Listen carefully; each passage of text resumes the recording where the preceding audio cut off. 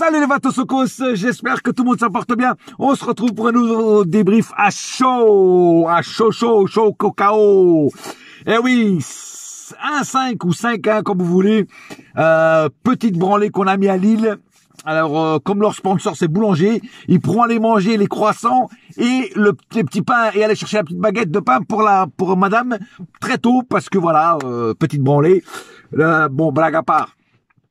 On a retrouvé un PSG sérieux, un PSG qui joue au football, pas qui s'amuse, pas qui joue à la baballe, un PSG beaucoup plus motivant, beaucoup plus agréable à regarder, un PSG qu'on aime regarder quand il est comme ça. Mais dernièrement, ça se faisait rare. C'était en voie d'extinction comme les dinosaures.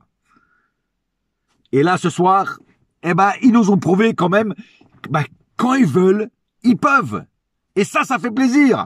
Alors, tout n'a pas été parfait. Il y a eu quelques petites erreurs. Hein, on se faisait souvent manger dans les contres. C'est-à-dire, beaucoup de fois, Lille a failli marquer en contre. Alors, les contres étaient très assassins de Lille. Ça nous faisait mal. Ça faisait mal à la défense. Ça faisait mal aussi au gardien qui a sorti aussi des parades. Mais ça, je vais revenir sur Donnarumma. Voilà. Mais on a quand même fait un match très intelligent, avec des joueurs qui étaient concernés et des joueurs qui savaient peut-être que les supporters en avaient marre, que ça chauffait, que c'était brûlant. Et là, ce soir, ils ont su, on va dire, mettre de l'eau sur les braises, parce que sinon, ça pouvait exploser comme un volcan. Première mi-temps, j'ai trouvé un PSG tranquille dans le jeu, même si on s'est pris le petit but, on a su revenir très vite au score favorable pour nous, donc au 2-1, et on a su vraiment se bouger les fesses sur le terrain. Deuxième mi-temps, j'ai trouvé un PSG encore plus en feu, plus motivé encore que jamais. Et ça, vraiment, comme je vous dis, ça fait plaisir parce que dernièrement, les matchs, on se faisait vraiment chier. Et ce soir, ils nous ont tout donné, tout donné. Certains joueurs plus que d'autres. Comme d'habitude, il y a certains joueurs qui m'ont déçu, surtout un. Mais ça, venant de sa part, ça ne m'étonne pas parce que le mec, il est pas bon, il est pourri. Mais je vais y revenir. Mais voilà, en tout cas, ça fait plaisir. Un bon 5-1 dans la gueule, ça fait plaisir, voilà. Et doublement content parce que, je pense que tout le monde le sait pourquoi. Parce que ce soir, ça a été une soirée portugaise. On a mangé du bacalhau toute la soirée, frère. Danilo en feu, Mendes en feu. Mais je vais revenir au cas par cas. Mais en tout cas, je suis très content pour mes compatriotes parce que ça fait plaisir. C'est toujours un orgueil national quand nos joueurs à nous, de chacun de nos pays, montrent, qui sont étincelants, qui sont vraiment très bons, et ça fait toujours plaisir, hein. Que ce soit moi, avec mes compatriotes, que ce soit les Marocains avec Hakimi ou un autre joueur marocain, voilà, chaque joueur a sa nationalité, et quand ce joueur-là brille avec notre nationalité, on est content pour lui et surtout pour nous parce que il montre une bonne image de nous tout simplement. Voilà. En tout cas, on va passer aux statistiques du match, hein, pour commencer. Alors 10 tirs du côté lillois, 18 du côté PSG. Donc là, ce soir, ça prouve quand même qu'on a tiré beaucoup plus de fois au but que d'habitude. Et en plus, on tire de loin. Ça fait bizarre parce que beaucoup de fois, je dis pourquoi on tire pas de loin. Et là, on tire de loin. 5 tirs cadrés du côté lillois, 7 du côté PSG. Là, ça fait plaisir, hein, parce que quand on est habitué à un tir cadré ou 0 tir cadré ou 2 tirs cadrés, ça fait mal à la chouchounette. Et là, franchement, 7 tirs cadrés, c'est quand même meilleur. 40% de possession de balle du côté lillois, 60 du côté PSG. Donc, ça se vaut, même si on domine un petit peu. Mais Lille a quand même eu pas mal de temps de possession de balle.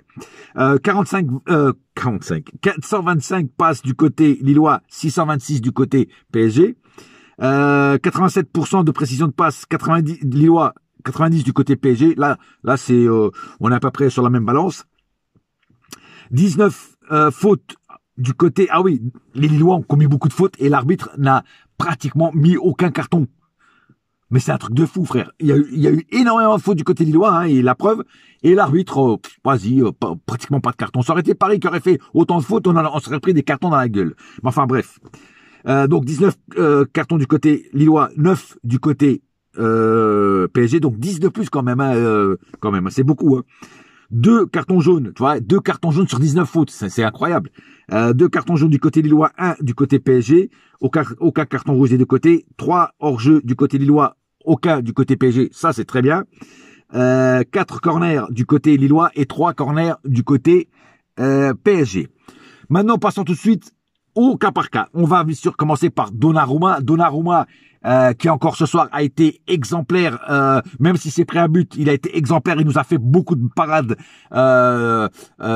très belles et des stoppages de ballon très dangereux venant de la part des Lillois. Un gardien, moi, qui me rassure de plus en plus, et j'espère que ce gardien restera jusqu'à sa retraite à Paris, parce que ça, c'est le futur gardien du PSG. Keylor Navas commence à se faire vieux, même si je respecte énormément Keylor Navas, mais Donnarumma, c'est le futur du PSG, futur gardien du PSG dans les cages, et futur surtout gardien numéro 1, et c'est un gardien qui me rassure, vraiment qui me rassure.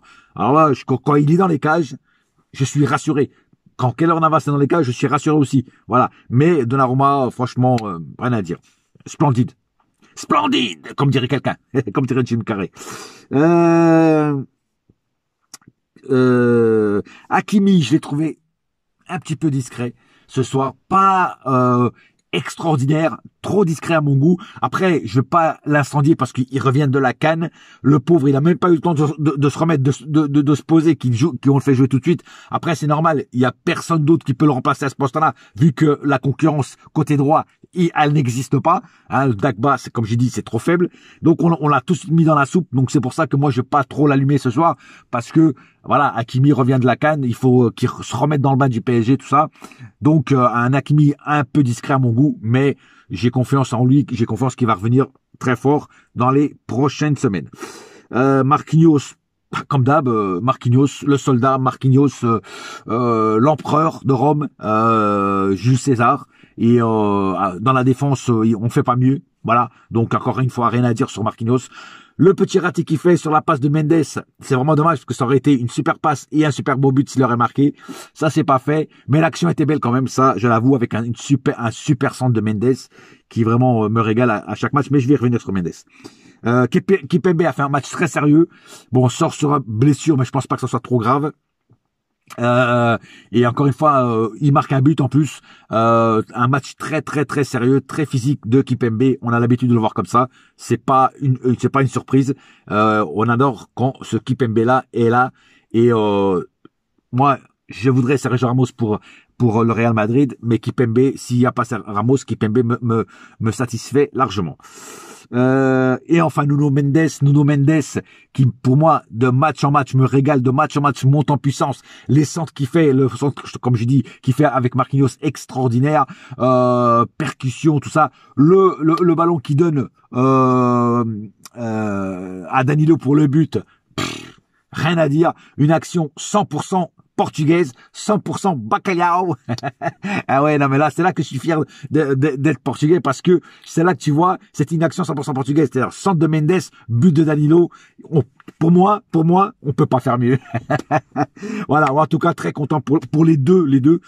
Et Nuno Mendes, franchement, il me régale. Ce gamin, il a 19 ans, et le mec, t'as vu la qualité de jeu qu'il propose, frère, à cet âge-là, c'est un truc de fou, frère.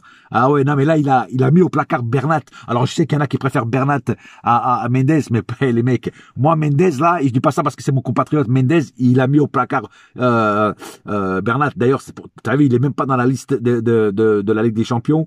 Tu vois, c'est quand même qu'il y a un problème. Donc, Mendes, par contre, j'espère que Mendes se blessera pas, parce que sinon, c'est la merde. Mais en tout cas, là, voilà. Donc, Mendes, pour moi, côté gauche, il est irremplaçable. Voilà, c'est un truc de fou. C'est l'homme qu'il nous fallait de ce côté-là.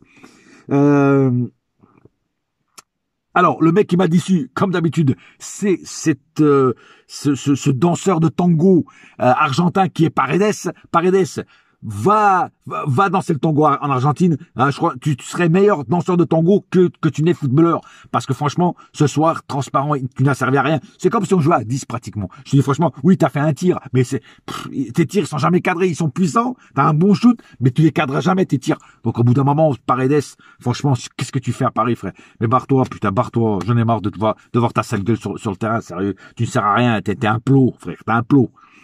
Verratti, première mi-temps. J'ai pas trop aimé. J'ai trouvé qu'il était un petit peu pas transparent, mais moins là. Tu vois, il était pas super actif. Tu vois ce que je veux dire, voilà. Mais après deuxième mi-temps, le mec il a dû se prendre un Alka-Seltzer et je peux te dire que le mec il est reparti en feu. Voilà, type Fast and Furious. Et le mec, je te jure, voilà, on a retrouvé le Verratti. Mais la première mi-temps un petit peu timide Verratti, voilà. Mais la deuxième, tu m'as pas déçu. Tu es redevenu le Verratti qu'on a l'habitude de voir et encore une fois un Verratti dans toute sa splendeur, surtout en deuxième mi-temps. Danilo, qu'est-ce que je voulais que je vous dise de Danilo ce soir, à part qu'il a été excellent. 2 buts de Danilo, un doublé de Danilo.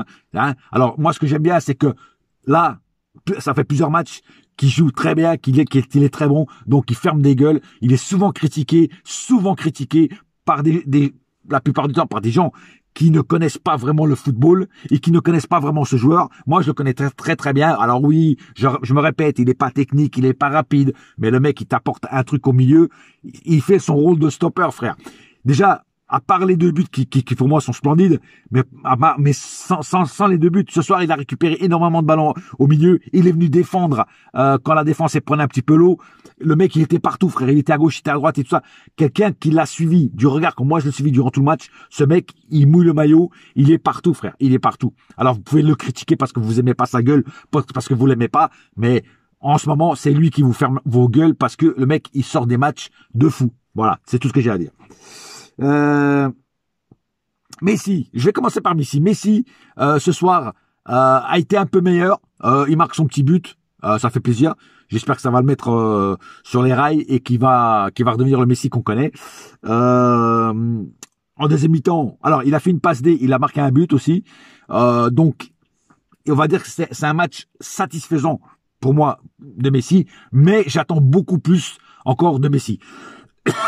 Pardon. J'attends encore beaucoup plus de Messi parce que Messi, c'est le ballon d'or, t'attends beaucoup plus que ça. T'attends qu'il distribue du caviar beluga, qui marque beaucoup plus de buts aussi en Ligue 1. Et donc, on va dire que c'est un match satisfaisant de Messi. Ça me rassure pour le match pour la confrontation contre le Real, mais c'est encore un petit peu timide de la part de ce joueur. J'attends beaucoup plus. Di Maria pas super. Il a fait 2-3 bons trucs, mais pour moi un Di Maria encore trop léger. Un Di Maria qui va du côté obscur, parce que en fait je sais pas, il va directement à la retraite quoi, parce je trouve qu'il est de moins en moins percutant, de moins en moins satisfaisant sur le terrain. Alors oui, il a fait 2-3 bons trucs, mais pareil, Di Maria. On sait la qualité qu'il a, même s'il commence à se faire vieux, il peut quand même nous sortir des matchs un peu plus intéressants. En plus, ce soir, il y avait la place pour ça. Dommage pour Di Maria, mais j'attends beaucoup plus de toi. Donc, on va dire un match satisfaisant, mais pas plus. Voilà. Bonne rentrée de Draxler. Draxler a fait une bonne rentrée. Il a pas été dégueulasse. Il a fait des bons trucs, des bons centres. Non, je trouve que Draxler n'a pas loupé son entrée. Le petit Xavi Simons, il est rentré que 5 minutes à la fin, mais ça m'a fait plaisir. Je pense qu'il méritait de jouer un peu plus de temps parce que vu qu'on menait surtout 5-1, je pense que Pochettino aurait dû le faire rentrer beaucoup plus avant que 5 minutes de la fin. Mais bon, j'ai trouvé quand même assez satisfaisant aussi la petite rentrée de Xavi. Voilà, j'ai pas plus à dire sur ce match. J'ai à peu près fait le tour de la base du match. En tout cas, ça fait plaisir de retrouver un PSG comme ça, un PSG qui se donne, un PSG qui offre une belle victoire à nous, supporters parisiens, parce que dernièrement, c'était un petit peu la descente aux enfers. Voilà, j'arrivais pas à trouver le mot, mais la descente aux enfers. Et voilà, donc j'espère voir un PSG aussi convaincant contre Rennes, le prochain match au Parc. Et après, ça sera le Real Madrid. Et là, faudra pas se louper non plus. Là, faudra tout donner parce que là, il faut tout déchirer. Voilà. Voilà, c'est pas plus à dire. En attendant, un seul cœur, un seul club, c'est Paris ma gueule. Yes, my friend, et la saga continue. J'espère n'avoir rien oublié. Des fois, j'oublie des joueurs. Voilà, quand je m'attarde un peu plus sur un joueur, des fois, j'en oublie un. Voilà, je suis désolé quand j'oublie quelqu'un, mais bon, des fois, toi, t'as un petit peu la tête ailleurs et tu oublies certains joueurs. Voilà, sur ce, on se retrouve bientôt. Allez, bouya!